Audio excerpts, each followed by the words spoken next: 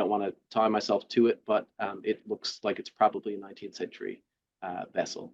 And that's a time period which is very well represented in the archaeological record here. We've got limited resources. We have, a very large number of known archaeological sites here. There are a very, very large number of things like shipwrecks and so on.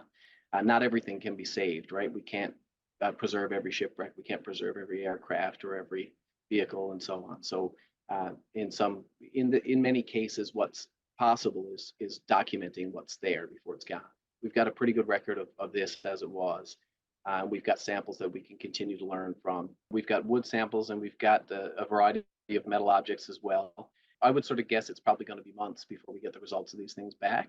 I can tell you that we've already dropped everything off at a conservation lab, and we've been in touch with people who we're hoping will do some of the work for us. So that stuff is already moving. So it'll be done as fast as possible. And at this stage, like, we don't know which vessel this was or anything like that. So it's difficult to kind of go further than where we've gone at this stage. It's impossible to preserve this intact as it is. So there's two options. One is to let nature take its course and to see it dashed there by waves, or for local people to kind of pull it up and do what they would like to with it.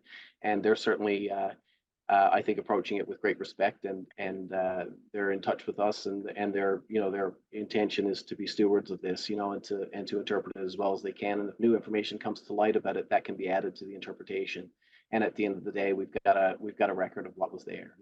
It is a pretty amazing thing to see, the pictures that, the drone footage and so on of it.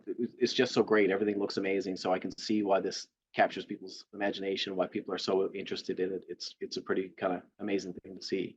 We've definitely got an archaeological record here that is worthy of international attention, and it's interesting to see it when it captures that sort of attention.